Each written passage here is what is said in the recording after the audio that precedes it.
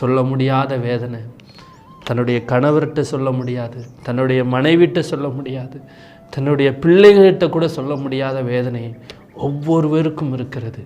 அது மனுஷனுடைய இருதயத்தை சஞ்சலப்படுத்தி அவனை வேதனைக்குள்ளாக்கி ஒரு கண்ணீர் கடலில் அவனை தள்ளுகிறது.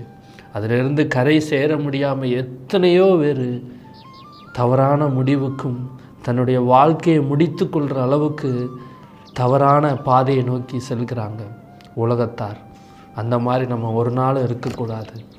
உங்களுடைய இருதயத்தில் யாரிடத்திலும் சொல்ல முடியாத ஒரு போராட்டம், பிரச்சனை இருக்கிறதா, அது மனிதனிடத்தில் நீங்கள் சொல்ல வேண்டியதில்லை.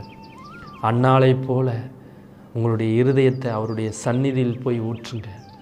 அவருடைய சந்நிதியில் போய் நீங்கள் மன வேதனைப்பட்டு மன கசந்தா நீங்கள் விண்ணப்பம் செலுத்தும் போது அன்னாளை போல நிச்சயம் அதிலிருந்து உங்களுக்கு ஒரு விடுதலையை ஆண்டவர் தருவார். யாரும் கொடுக்க முடியாத ஒரு சமாதானம் உங்கள் இருதயத்தை ஆட்கொள்ளும். அந்த நிச்சயம் அந்த சஞ்சலத்திலிருந்தும் தவிப்பிலிருந்தும் உங்களுக்கு ஒரு விடுதலை கிடைக்கும். எத்தனை பேர் விசுவாசிக்கிங்க?